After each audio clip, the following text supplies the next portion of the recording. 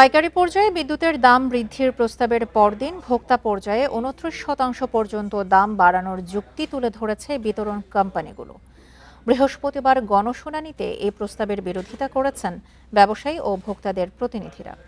তাদের দাবি, বিদ্যুৎ খাতের দুর্নীতি, অনিয়মের বোঝা চাপানো হচ্ছে সাধারণ গ্রাহকের ওপর।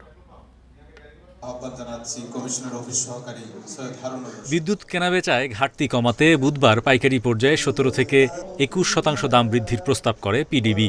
সে প্রস্তাবের ধারাবাহিকতায় বৃহস্পতিবার রাজধানীর কেআইবি মিলনায়তনে বিইআরসির গণশুনানিতে গ্রাহক পর্যায়ে বিদ্যুতের দাম বাড়ানোর যুক্তি তুলে ধরে ডেসকো, নেসকো সহ দেশের 6টি বিতরণ কোম্পানি। ডেসকো জানায়, বিদ্যুৎ বিতরণে গত 3 অর্থবছরে 2611 কোটি টাকারও বেশি ঘাটতি হয়েছে। সামনের অর্থবছরে 934 কোটি টাকা ঘাটতির শঙ্কায় প্রায় 10% দাম বাড়াতে হবে। অন্যান্য বিতরণ সংস্থাও ঘাটতি মেটাতে বিভিন্ন হারে দাম বাড়ানোর দাবি জানায়।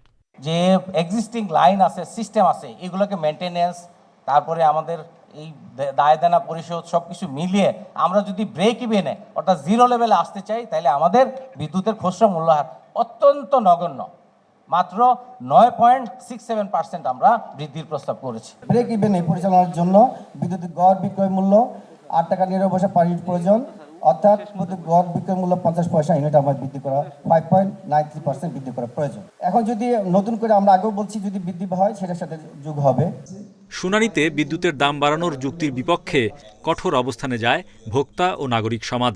তাদের দাবি, 75 থেকে 200 ইউনিটের স্ল্যাব তুলে দেওয়ার প্রস্তাব অনুমোদন হলে বড় ধরনের চাপে পড়বেন নিম্ন মধ্যবিত্তরা। অন্য জায়গায় সাশ্রয়ী জায়গা আনতে হবে এবং অতীতে যে খরচগুলো করেছে কিভাবে মিনিমাইজ করব, আমাদের এইটা কোনো লাভের চিন্তা করব না এবং আরও বেশি যারা ব্যবহার করে সেই জায়গা থেকে টেনে আনতে হবে। আপনার ছেলে মেয়ে বউ সব বিদেশে থাকবে, কানাডা আমেরিকা থাকবে, আর আপনি এখানে এসে দেখাবেন যে আমি লোকসানী প্রতিষ্ঠান। এনার্জি রেগুলেটরি কমিশন যদি বলে, আমি নাম তালিকা সহ আপনাকে দিব। শুনানিতে চেয়ারম্যান জানান, বিদ্যুৎ ও জ্বালানি খাতের কোনো প্রকল্প প্রস্তাব পরিকল্পনা কমিশনে পাঠানোর আগেই মতামত নিতে হবে বিইআরসির। কোনো প্রকল্প বিইআরসির মতামত ছাড়া যেন পরিকল্পনা পর্যায়ে পরিকল্পনা কমিশনে যেন না যায়। Hari Saha, independent news, Dhaka. হাটের কমিটির পরিচয়ে পশু বিক্রেতাদের কাছে চাঁদা দাবি করা হয়েছে উত্তরার দিয়াবাড়িতে। চাঁদা না দিলে হত্যার হুমকিও দেওয়া হয়। তবে ওই ব্যক্তিকে আটক করে ইজারাদারের কাছে নিয়ে যান বিক্রেতারা। ইজারাদার অবশ্য আটক ব্যক্তির সঙ্গে সম্পৃক্ততা স্বীকার করেনি। এদিকে আনুষ্ঠানিকভাবে হাট শুরু না হলেও পশু বিক্রি চলছে, যাকে অবৈধ বলছেন উত্তর সিটির প্রশাসক।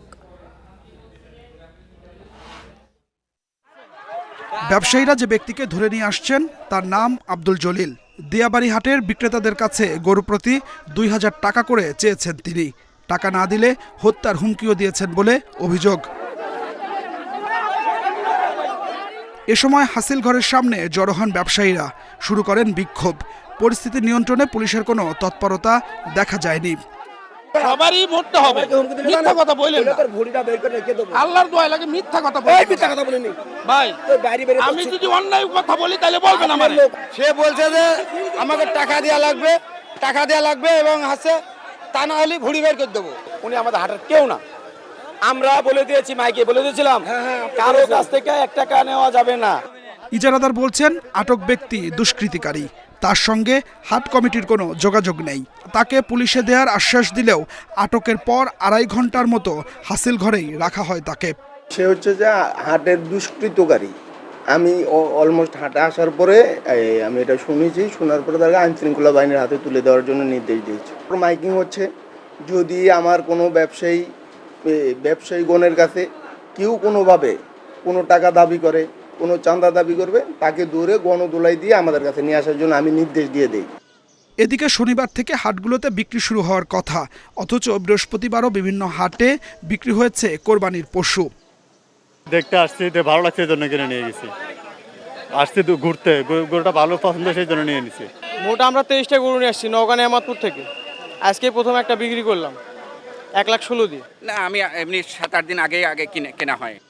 যদিও উত্তর ঢাকার প্রশাসক বলছেন সময়ের আগেই এমন বিক্রি অবৈধ।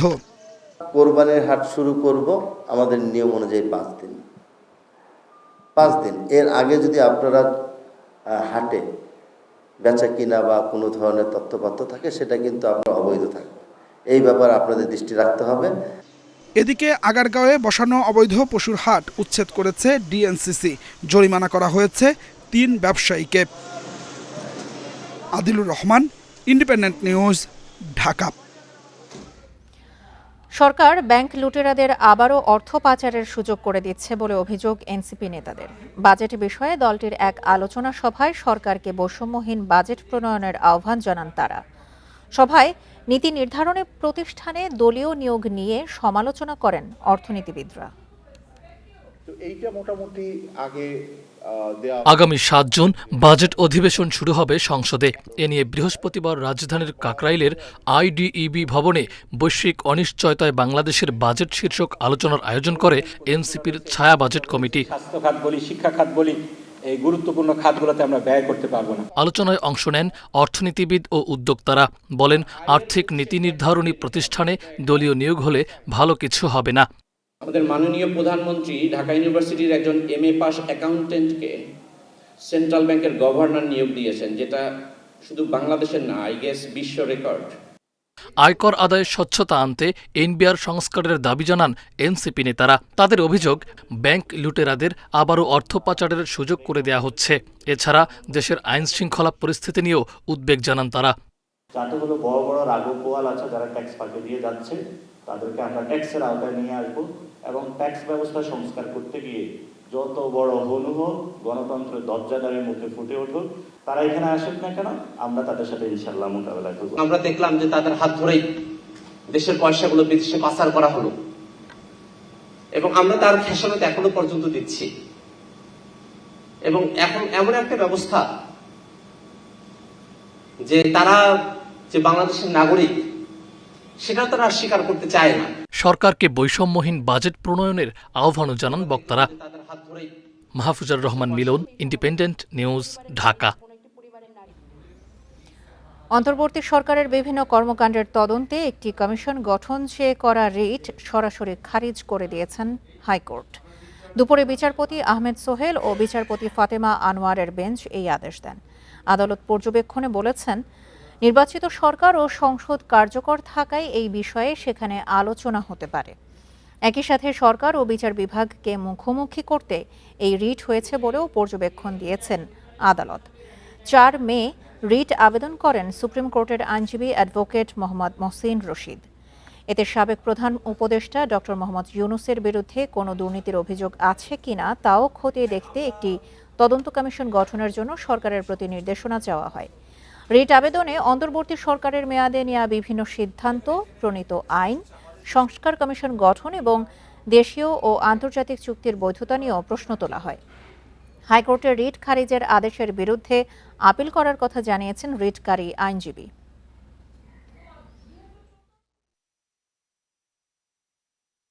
গভর্নমেন্ট যদি কোনো একটা সুনির্দিষ্ট বিষয়ে মনে করেন যে তিনি কমিশন গঠন করবেন, তাহলে সরকার এই কাজটি করতে পারে।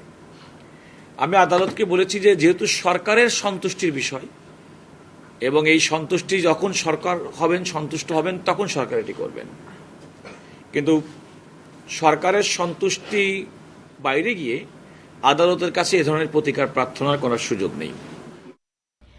এই ছিল বিরতিহীন রাত 9টায় বাংলাদেশে। ধন্যবাদ সবাইকে।